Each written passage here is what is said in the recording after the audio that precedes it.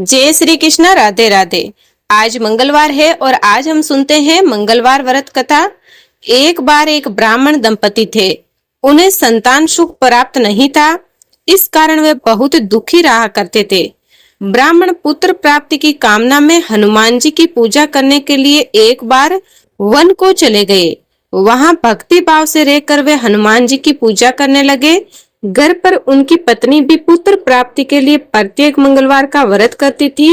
व्रत के अंत में भोजन बनाकर हनुमान जी को भोग लगाने के बाद ही खुद भोजन करती थी।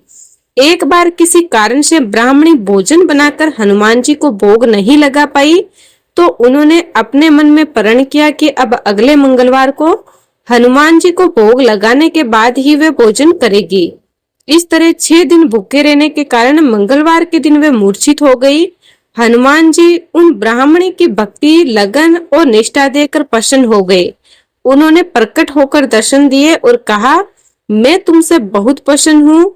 तुम्हें एक सुंदर बालक देता हूँ जो तुम्हारी बहुत सेवा करेगा। तब हनुमान जी ने ब्राह्मणी को बाल स्वरूप में दर्शन दिए और अंतर्ध्यान हो गए। सुंदर बालक को पाकर ब्राह्मणी बहुत प्रसन्न हुई और उन्होंने बड़े प्रेम से बालक का नाम मंगल रखा। कुछ समय बाद जब ब्राह्मण वंश से वापस आए तो बालक को देखकर पत्नी ने पूछा, ये बालक कौन है? पत्नी बोली, मंगलवार के व्रत से प्रसन्न होकर हनुमान जी ने दर्शन देकर मुझे ये बालक दिया है। लेकिन ब्राह्मण देवता को पत्नी की बात पर विश्वास नहीं हुआ, तो उन्होंने सोचा कि उनकी पत्नी उनसे झूठ बोल रही है और अपना पाप छुपाना चाहती है। एक दिन ब्राह्मण कुएं पर पानी भरने जा रहे थे। ब्राह्मणी ने मंगल को भी साथ ले जाने को कहा। ब्राह्मण देवता मंगल को साथ तो ले गए। मंगल को नाजायज समझते हुए उन्होंने उसे धकेलकर कुएं में गिरा दिया और पानी लेकर घर आ गए। घर आने पर ब्राह्मणी ने पूछा, मंगल कहाँ है?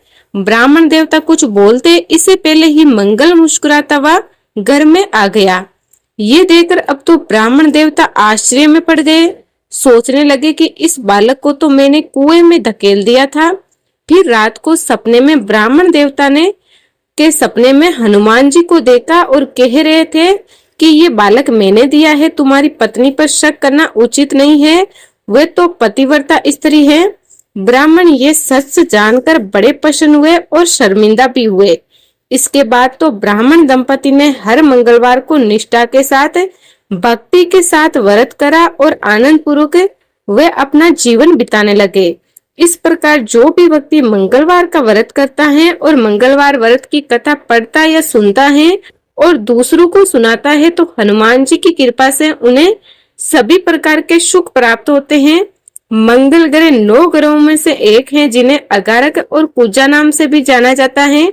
मंगल देव को पृथ्वी देवी का पुत्र माना जाता है। गणेश पुराण के अनुसार एक बार हिरण्याक्ष के बड़े भाई ने पृथ्वी देवी का अपहरण कर लिया था। पृथ्वी देवी को उसे छुड़ाने के लिए भगवान ने वाहरा रूप का धारण किया। भगवान ने हिरण्याक्ष का वध किया और पृथ्वी को बचाया। उस समय पृथ्वी देवी भगवान से बहुत प्रसन्न हुई और उनसे विवाह करना चाहती थी। वाहरा अवतार के समय भगवान का प्रकाश आकाश में हजारों सूर्यों के समान था, जो असहनीय था। तब भगवान ने पृथ्वी देवी की इच्छा पूर्ण करने के लिए अपने सुंदर और मूल रूप में उन्हें दर्शन दिए।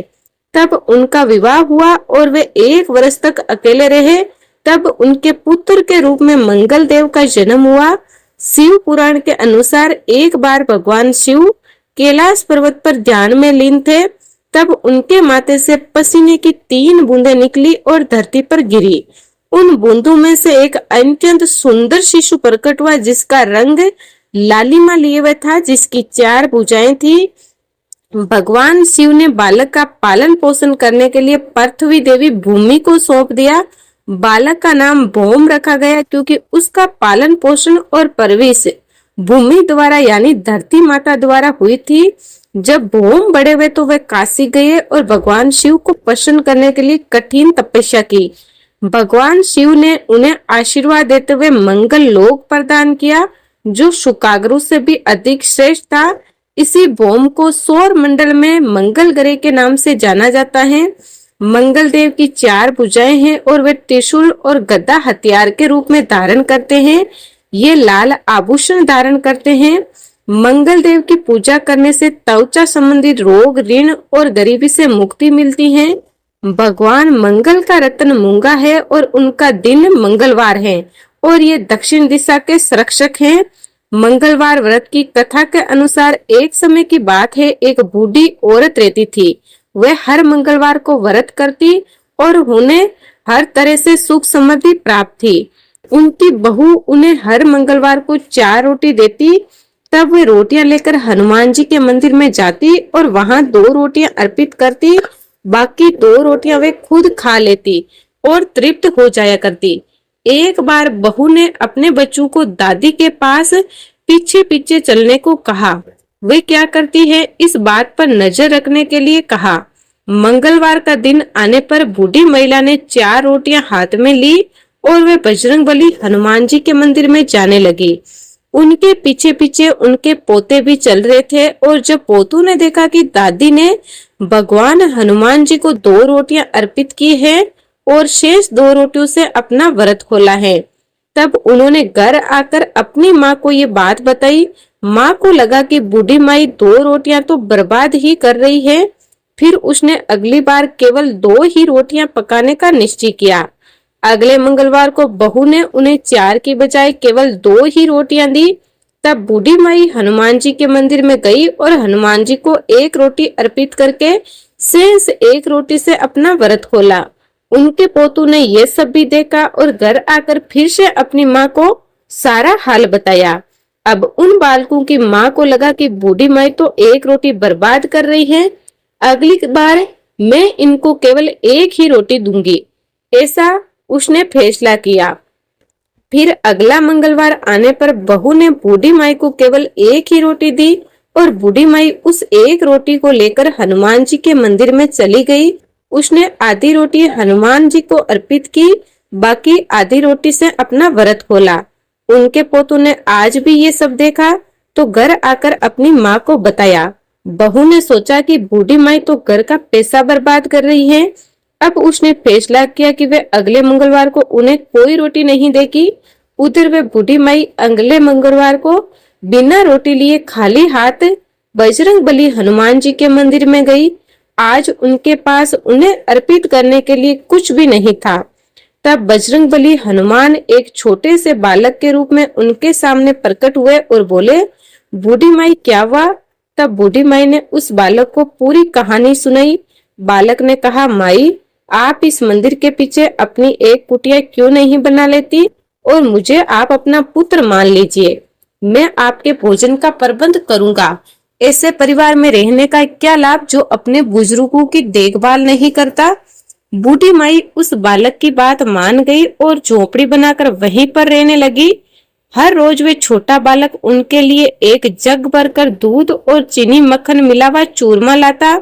अब बूढ़ी माई का जीवन बहुत सुखमय और शांति भरा था। बूढ़ी माई अब भी प्रत्येक मंगलवार हनुमान जी की पूजा करके उन्हें भोग लगाकर ही अपना व्रत खोला करती। इधर उनकी बहू दिन प्रतिदिन गरीब होती जा रही थी। गरीबी के कारण घर में बिना वजह झगड़े होने लगे, यहाँ तक कि उनके पास खाने को भी बहुत कम बचा था। एक दिन उसने अपने बच्चों से कहा कि जाओ अपनी दादी के पास जाओ और देखो कि वे क्या करती हैं।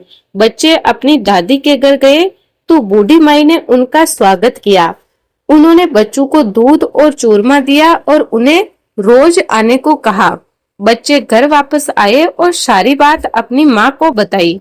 माँ ये जानकर बिल्कुल खुश नहीं थी कि उसने ऐसा किया। बहू को अब अपनी गलती का एहसास हुआ और बहुत पछतावा हुआ। तब उसने अपने पति से उन्हें वापस लाने के लिए कहा, लेकिन उसके पति ने कहा, मैं क्यों जाऊं? हमारे कष्टों के लिए तो तुम ही जिम्मेदार हो। तुम रोज परिवार में झगड़ा करवाती हो। तुमने ही तो उन्हें घर छोड़ने पर विवश किया था। तुम तो थोड़े से भोजन के लिए भी उनसे ईर्ष्या करती थी। देखो उनके जाते ही इस घर की सारी सुख समृद्धि मिट गई। तुम्हें बड़ों और उनके नेक कार्यों का कोई आदर ही नहीं है। तब बहू बोली, चलो हम सब उनके पास चलते हैं, हम उन्हें मना लेंगे। कि वे वापस आ जाए। तब उसका पति मान गया और वे बूढ़िया माई के पास गए। वहां जाकर उन्होंने देखा कि एक छोटा सा बालक बूढ़िया माई के पास बैठकर उन्हें भोजन परोस रहा था। बूढ़ी माई ने बहू अपनी सास के चरणों में गिर पड़ी और अपनी गलतियों के लिए क्षमा मांगने लगी। बूढ़ी माई ने उस बालक से कहा, क्या मैं उनके साथ जाऊं, क्योंकि उन्हें अपनी गलती का एहसास हो गया है। बालक ने कहा, हाँ माँ जी, आप जा सकती हैं। अगर आपको कोई परेशानी हो तो फिर से वापस आ जाइएगा। अब बूढ़ी माई अपने परिवार के पास वापस लौट गई। अब भी बूढ़ी माई प्रत्येक मंगलवार का व्रत रखती, लेकिन अब उनकी बहू ने कभी भी हनुमान जी को अपने भोजन का आधा भाग अर्पित करने पर कोई भी आपत्ति नहीं जताई। उनके घर में फिर से सुख समृद्धि लौट आई और वे सभी सुखमय जीवन बिताने लगे। आइए हम सब मिलकर बजरंगबली हनुमान जी की कथा के अंत में क्षमा याचना करें।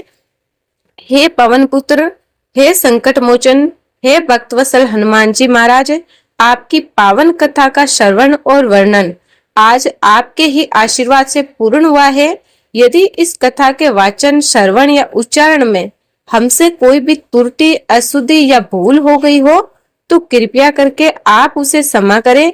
हे बजरंगबली, जिस प्रकार आपने बल, बुद्धि और विद्या से असंभव कार्य को भी संभव किया, उसी प्रकार हमें भी धैर्य, साहस और विवेक प्रदान करे। हमारे भीतर के अहंकार, क्रोध और आलस का नाश करके भक्ति और सेवा की भावना जागृत करे। हम सभी की रक्षा करें। सभी प्रेम से बोलिए बजरंगबली हनुमान जी की जय।